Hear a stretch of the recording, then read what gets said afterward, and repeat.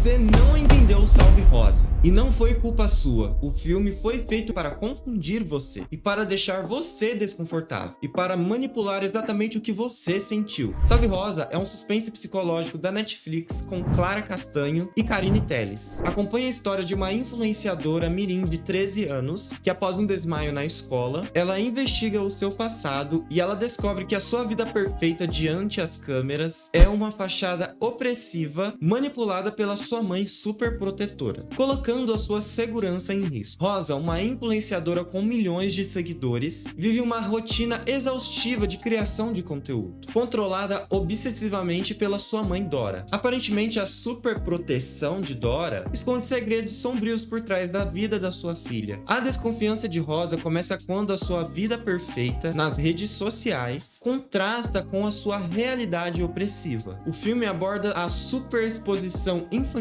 nas redes sociais, relações com familiares tóxicos, a mercantilização da infância e os perigos da fama precoce. Salve Rosa não é um filme comum e ele não quer contar apenas uma história, ele quer te provocar uma sensação. Muita gente saiu dizendo que o filme não tem um final assim muito bom, não entenderam bem o que aconteceu no final, dizendo que o filme é confuso e também que algumas cenas parecem um pouco desconectadas, mas essa confusão pode ser parte da sua experiência? Da sua experiência assistindo o filme? Eu não sei, porque da minha foi uma percepção um pouco diferente. Como estudante de cinema, algo ficou muito claro pra mim. Nada tá ali por acaso. Cada silêncio, cada enquadramento, cada iluminação, o desenrolar da história, o enredo, o conflito, o clímax, a questão dos efeitos, a questão da parte da mãe, da Rosa. A escolha de cor no filme foi pensado exatamente para transmitir uma sensação para aquela pessoa que está assistindo. Talvez seja um gatilho, talvez seja uma forma de você sentir dentro da história, alguma coisa assim, um clímax,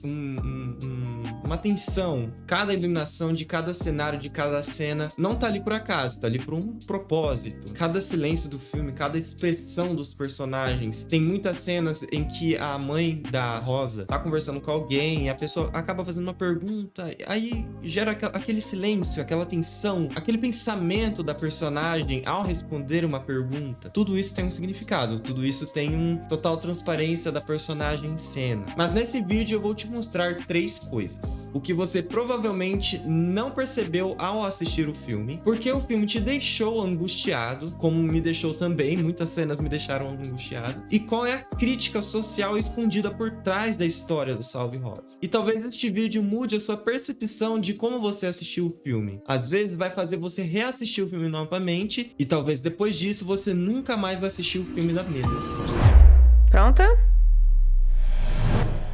Oi, novidades no Brincando com Rosa. O filme é um thriller que mergulha na saúde mental e nos bastidores sombrios da internet. O primeiro ponto é simples, o filme não explica tudo de propósito. E talvez tenha sido aí que muita gente se perdeu. Porque a gente tá acostumado a assistir filmes que são muito claros, eles explicam, são muito rápidos, são muito fáceis de entender, que deixam claro quem está certo ou quem está errado, o que é real, o que não é real. Filmes que são ficção, que não são da realidade. Filmes que têm uma resolução ou um final bem explicativo, bem direto, sabe? Hoje em dia os filmes estão mais contextualizados, tem muitas conotações, tem muitos duplos sentidos, tem muitas metáforas por trás dos filmes, nem sempre é aquilo que está sendo mostrado na tela, mas sim por trás da tela, aquele contexto, aquela crítica social, aquele enredo, aquela diferença. Muita gente não consegue perceber isso porque não tem muita experiência com o audiovisual, mas tem pessoas que conseguem entender isso só por ler muitos livros, por ler muitas histórias, por assistir vários filmes, acompanhar muitas séries, bastidores, ver sinopses, ver resoluções da história, mensagem de apoio, ler bastante em questão, né? Ter conteúdo. Mas o filme Salve Rosa não faz isso. Lá no filme existem cenas que parecem completamente normais, quase banais, assim, mas que quando você olha, você percebe que tem algum significado depois. Quando você olhar para o filme e prestar um pouco mais atenção, pequenas atitudes da personagem mudam durante o filme. O jeito que ela ela olha, o jeito que ela age, o jeito que ela anda. Quando alguém faz uma pergunta, como eu falei no início do vídeo, quando alguém faz alguma pergunta pra personagem, ela demora um tempo pra responder, pra raciocinar do que aquela pergunta, que aquela pessoa, que aquele personagem. Às vezes acaba gerando uma dúvida na cabeça da personagem, uma pergunta que demora, algum trauma, alguma desconfiança, alguma pergunta que nunca foi feita a ela e ela nunca respondeu, nunca pensou sobre o motivo e vai responder ali na hora. Sempre tem um tempo pra que todos os personagens respondam, tanto quanto a mãe Dora, tanto quanto a Rosa, a protagonista. São detalhes assim bem sutis, mas são um pouco aparentes, dá pra perceber sim. Mas são tão sutis que fica despercebido na primeira vez que você assiste o filme. Se você for pegar o filme para assistir novamente, depois de vocês assistirem esse vídeo, eu aconselho você reassistir o filme Salve Rosa para você ter uma segunda percepção, uma segunda releitura do filme. Mas existem outro detalhe que eu não citei aqui. E os objetos? Alguns objetos aparecem em cena mais de uma vez, mas o filme não chama atenção para isso. Ele confia que você vai perceber. Só que a maioria das pessoas não percebe porque o filme não está gritando informação, ele está apenas sussurrando. Como eu disse para vocês, tem o silêncio. Momentos que as personagens não falam nada, mas a cena se diz tudo. Todos os enquadramentos das câmeras, os posicionamentos do rosto das personagens, direciona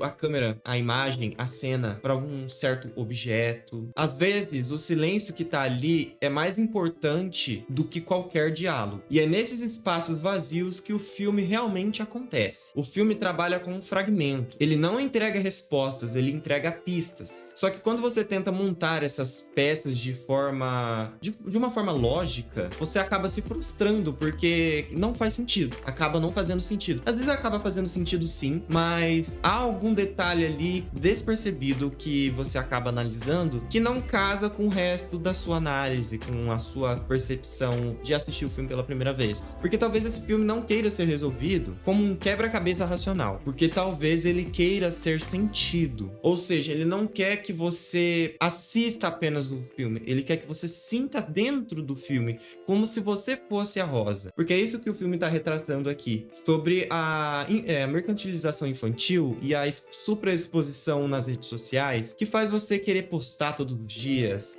Eu vivo isso hoje em dia, porque eu gosto de fazer, mas tem gente que fazem por fazer, que fazem por dinheiro, apenas por visualização, apenas por... Não é nem por amor aquilo que ela tá fazendo. Quando a fama sobe a cabeça da pessoa, é aonde piora. Como vocês podem ver no filme, a fama subiu na cabeça da Dora, que fez com que ela maltratasse sua filha. Olha o extremo que a história começa a contar pra vocês. O extremo que a história tá levando a vocês a perceberem. O que o filme quer que vocês sintam é essa prisão, essa prisão. É como se a Rosa queria gritar, mas ela não conseguisse gritar. Como se algo impedisse dela gritar, algo sufocasse ela. É isso que o filme queria que vocês sentissem. Porque quase todo mundo assistiu e se sentiu dessa forma. Um incômodo, uma tensão, uma sensação de que algo estava errado, mesmo quando nada estava acontecendo. Primeiro, a câmera. Você já percebeu como ela sempre está muito perto dos personagens, dos rostos dos personagens, muito close, fechado, bem fechado mesmo,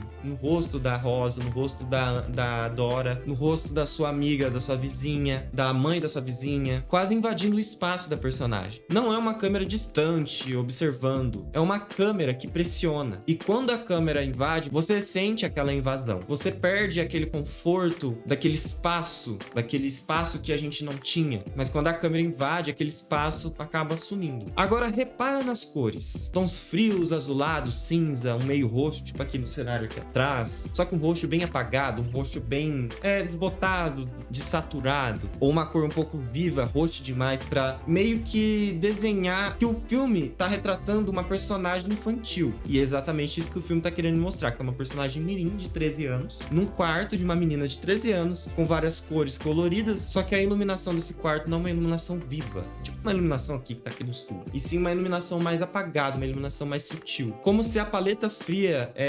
relacionasse força é isolamento. Outra coisa também, outro detalhe, é o ritmo. O filme não tem pressa. Ele meio que segura a cena. Ele estica o momento ali das personagens de cada cena, de cada quadro. Só que ao decorrer do filme, a tensão cresce. Você só fica esperando algo acontecer, algo extraordinário que a Dora pode fazer com a Rosa, uma agressão, um aprisionamento um pouco mais rígido. Não que não seja tão rígido como ela já tá passando, mas um pouco muito mais rígido. Eu já assisti vários filmes que tem essa pegada e é uma rigidez totalmente pesada. Por exemplo, vou citar um filme aqui, uma série na verdade, que é Bom Dia Verônica, onde a Clara Castanho também está nesse filme. Esse filme ele tem uma tensão muito mais rígida, que foca nos temas muito sensíveis, mas muito sensíveis mesmo, em questão de gatilhos sobre abuso. Vou falar essa palavra, senão o YouTube vem e já sabe, né? Mas isso não tira a questão do Salve Rosa, que retrata uma criança sendo exposta nas redes sociais, sendo objetiva a fazer aquilo contra a sua vontade e sendo usada pela sua própria mãe, que é uma pessoa que te criou, uma pessoa assim próxima a você. A única pessoa que você tenha como inspiração é a sua mãe. E talvez o mais poderoso é o silêncio, é a pausa dos personagens a falarem. Tem momentos que o som simplesmente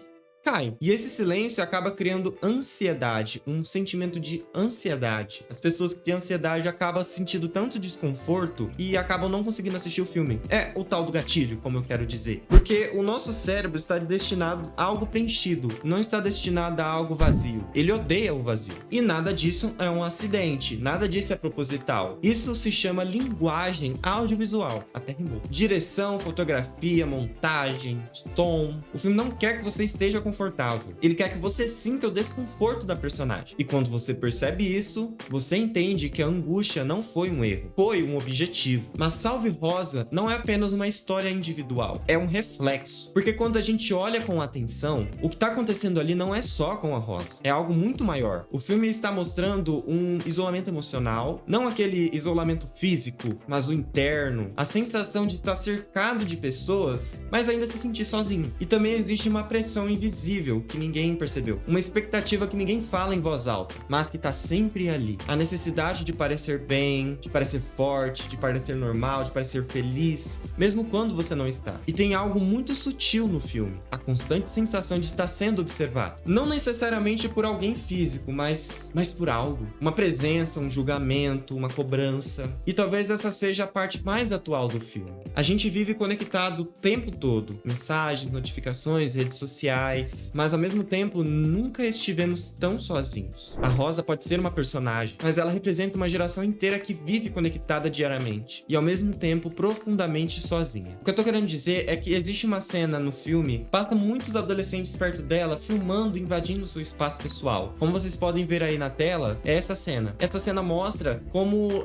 ela tá sendo coagida à fama precoce. Ao mesmo tempo que tem muita gente ali junto com ela, são pessoas que ela nem conhece, são pessoas que ela não faz a mínima ideia de quem são, mas invadindo seu espaço pessoal, filmando seu rosto, colocando a sua vida pessoal em redes sociais. E eu não tô querendo dizer isso só desses personagens, só dessas pessoas que estão ali em volta dela, mas também de sua mãe, Dora. E por isso que o filme incomoda. E porque ele não fala de algo tão distante, ele fala da gente.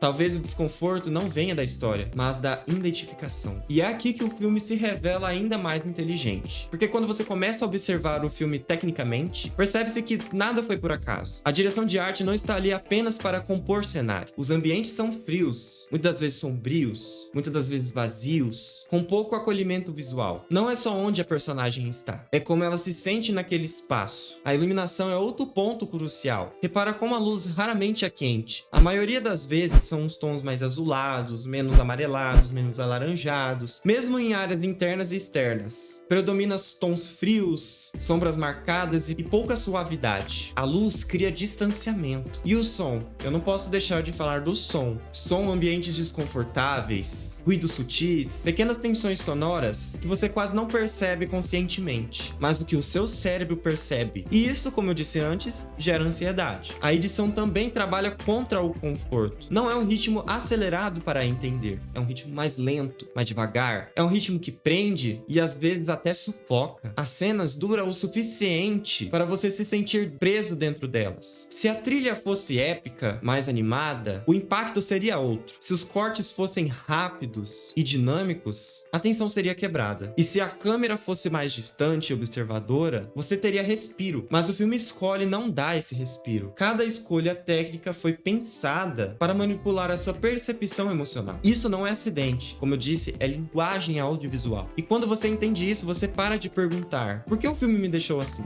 E começa a perceber que é exatamente esse o plano que o filme quer passar para você. Talvez o maior erro seja tentar entender esse filme apenas com lógica. A gente quer respostas, quer explicações, quer que todas as linhas sejam alinhadas, todos os pontos ser concluídos. Mas nem toda história precisa ou necessita de ser concluída. Algumas apenas querem ser sentidas. Salve Rosa não é um filme para ser decifrado como um enigma. É um filme para revelar algo. E talvez o que ele revela não esteja na tela, mas em quem está assistindo. Se o filme te incomodou e te deixou angustiado, talvez isso diga mais sobre o mundo que a gente vive, do que sobre a história em si. Agora eu quero saber de você. Você acha que o final foi real? Ou tudo estava dentro da mente dela? E comente aqui a sua interpretação. Eu realmente quero ler. Se você gosta desse tipo de análise, onde a gente não só assiste filmes, mas demonstra eles, se inscreve aqui no canal, deixe seu like e ativa o sininho de notificação para não perder nenhum vídeo, e me siga nas redes sociais para ficar ligadinho aos bastidores, porque aqui a gente fala de cinema de verdade. E talvez depois desse vídeo você nunca mais assista um filme da mesma forma. Muito obrigado, pessoal, para quem chegou até aqui. Espero que vocês tenham gostado. Muito obrigado pelos 1000 inscritos. Muito obrigado de verdade. Rumo aos 10.000 inscritos agora. Agora eu vou colocar uma meta um pouco maior. E nos vemos no próximo vídeo. Falou e